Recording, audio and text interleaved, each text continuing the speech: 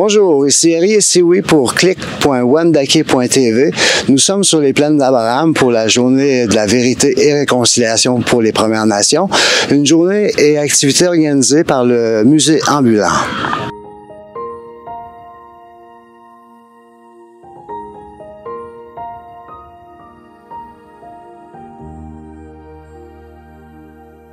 Bonjour, je suis avec Jeffrey Poirier pour le projet Le Fléché pour la journée de la vérité et de la réconciliation.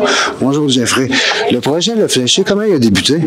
Oui, donc le projet a débuté une journée quand on a reçu un coup de téléphone du musée ambulant, donc de Jeanne Couture, la commissaire, qui voulait avoir une commande, une œuvre qui intégrait le Fléché, qui nous joindrait ensemble, moi et André Lévesque-Sioui, ma collègue et amie. Et puis, donc on s'est mis à travailler là-dessus. Et puis, il était question vraiment d'une œuvre discours entre autochtones et allochtones, une relation dans la création pour créer cette œuvre. Puis ça prend ça pour la réconciliation, je veux dire, qu'il y ait un dialogue entre allochtones et autochtones. Fait que ça représente la réconciliation, en fait, puis la guérison en même temps, j'imagine. Oui, exactement. Et puis, tout à l'heure, on parlait juste avant l'entrevue du processus aussi de cette œuvre-là qui est très méditatif, qui est très on dirait anticapitaliste. On n'est pas productif quand on fait du fléché parce que ça peut prendre 1 heure, tu sais, faire 1 pouce là, de fléché. Donc, oui, effectivement, il y a quelque chose vraiment de la méditation, de penser en dehors, tu sais, du système, puis de vraiment focusser sur quelque chose qui est plus grand que nous, prendre le temps de vivre. Et puis, c'est ça aussi, se donner le temps de réfléchir à tout ça, là. Je vois que tu as développé une passion, on dirait, pour cette coutume amérindienne. Oui, ben c'est ma collègue André Lévesque-Sioui qui m'a introduit à la technique du fléché. Et puis moi, après ça, je suis allé chercher des cours par moi-même pour apprendre des motifs, comme on peut voir en arrière de nous ici. Donc, on a le motif Assomption éclair, on a les flèches-nettes aussi, ou motif de Québec qu'on appelle. Donc, c'est devenu vraiment une passion. Les motifs, la couleur, c'est quelque chose qui était déjà dans mon travail. Et puis, le fléché, c'est juste une autre façon d'introduire ces motifs-là, ces couleurs-là dans ma pratique. Comment de temps t'as mis, Jeffrey, pour ce projet-là, à peu près? Oui, donc on calcule à peu près 1 heure par pouce de fléché. Puis dites-vous qu'il y a à peu près 30 heures de fléché là-dedans que moi et André, on a fait ensemble. Et puis, il y a aussi 3 autres personnes qui nous ont aidés qui en ont fait 4 pieds. Fait que, tu sais, si on calcule, c'est des dizaines et des dizaines d'heures. Moi, je dirais des centaines d'heures. Oui, je ne saurais pas dire exactement, mais on dit des centaines d'heures, oui. Bonjour, je suis avec André Sioui-Lévesque qui a fait le projet Le Fléché pour la journée de la réconciliation et de la vérité pour les Premières Nations. Bonjour André Lévesque, je peux t'appeler André? Oui, oui André. André, je te connais depuis longtemps, on a dansé le folklore amérindien ensemble, on a fait différents festivals, différents pays. Oui.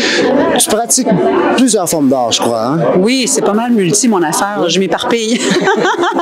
Mais mon art premier, comme tu le sais, c'est le chant, hein, c'est la chanson, l'écriture, je dirais aussi. Puis, mais par la bande, moi, parce que mes tantes étaient des flécheuses, là, Véronique Lévesque, Véronique Hamelin, connue sous le nom de Véronique Hamelin, qui a écrit un livre sur le fléché. Ma tante Noëlla de Blois, puis Thérèse Bédard.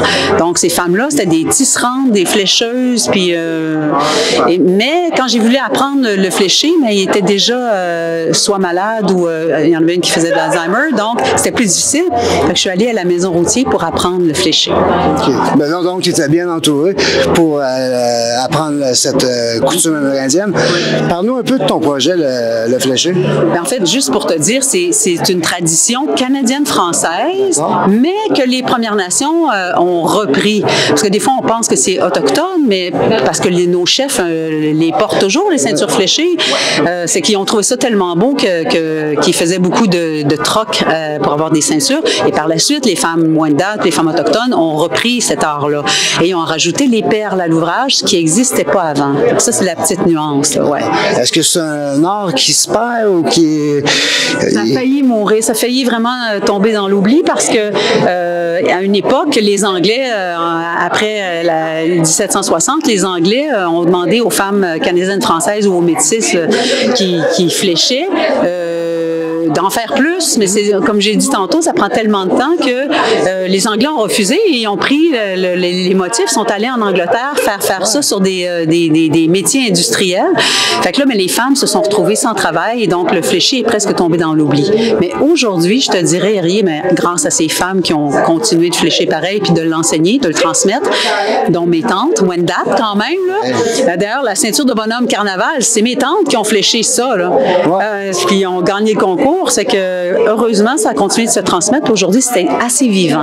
Est-ce que tu peux nous parler un peu des étapes du fléché, s'il te plaît? Oui, bien, anciennement, Henriet, là, admettons qu'on se remet dans le contexte, là, au début, là, que les femmes ont commencé à faire du fléché. Premièrement, il faut tondre le mouton, il faut carder la laine, il faut la filer au rouet.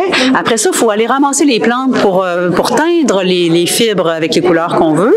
Ensuite, il faut les faire sécher. On retord la laine au rouet encore une fois. Donc, il y a deux fois, la laine est retordue 2 fois. Après ça, on la fait sécher. Puis là, on la met en balle de laine. Et là, on va monter notre ouvrage sur... j'ai des exemples là-bas, mais on va monter notre ouvrage. Si on s'accroche, par exemple, c'est avec 2 petits bâtons, puis on va mettre nos 2 nappes de fil en haut et en bas. On peut s'accrocher, puis on tourne l'ouvrage. Ça, c'est une des techniques. Moi, je flèche comme ça maintenant. Mais j'ai aussi appris la technique où on peut être assis et on va mettre quelque chose de lourd sur l'ouvrage. Puis là, on va tresser comme ça. On va partir, dans ce cas-ci, on part du centre. Donc, on flécherait comme ça parce que la pointe va descendre. Donc, on va flécher du milieu jusqu'au bord. Puis on va soit tourner l'ouvrage, puis on reflèche de ce côté-là jusqu'au bord. Puis là, on retourne l'ouvrage. Si on est assis, on va partir du milieu jusqu'au bord, donc milieu gauche, milieu droite. Milieu gauche, milieu droite. Donc, c'est toujours en deux étapes. Donc, quand on a un cœur comme ça, là, on part toujours du milieu. Si on voulait que notre flèche aille de l'autre côté, là, on partirait du centre jusqu'au milieu et du centre jusqu'au milieu comme ça. Souvent, on va monter beaucoup long de fil. On va mettre l'ouvrage, on va monter nos bâtons au milieu. On va flécher comme ça. On va tourner l'ouvrage, mais on va faire un cœur ou un œil. Donc, au lieu de faire une flèche, ça va faire une flèche comme ça, puis une flèche qui va de l'autre bord. Donc, ça va faire un œil comme ça, une espèce de losange. Puis, on va flécher de l'autre côté. Et dans ce cas-ci, on peut voir les différences de tension dans l'ouvrage. Ici, c'est fléché très, très serré. Donc, les cœurs, parce que c'est le même nombre de fils qu'ici. Donc, vous voyez, on a différentes tensions chez les personnes. Alors, moi, je suis plus relâche, un petit peu plus moins tendu, probablement. Donc, ça donne, on voit la différence. Là. Donc, vu que l'œuvre est faite par plusieurs personnes, donc il y a plusieurs tensions différentes. Mais si c'était une personne, on aurait la même tension pour un ouvrage. Donc, le projet a très bien été. Oui, ça a bien été vraiment. Puis, c'est la rencontre qui est belle, là, c'est la diversité. Oui, puis ça fait le dialogue entre allochtones et autochtones. Puis, c'est ce qu'on recherche dans la réconciliation, finalement. Tout à fait, oui. En fait, oui, parce que en fait, quand on a fait le projet, c'était pas pour la vérité réconciliation, mais c'était pour le musée ambulant qui s'appelait ECHO. Puis après ça, c'est venu. Moi, j'ai amené cette dimension-là de chaque enfant compte, Joyce et Chacoan. Puis là, le parc des Champs de bataille a dit, on pourrait faire ça la journée de vérité réconciliation. J'ai dit wow, parce que c'est la journée où on porte le chandail orange. Puis ça qu'on se souvient, on les oublie pas. Tout à fait. Merci beaucoup, André Lévesque. Ciao. Ciao.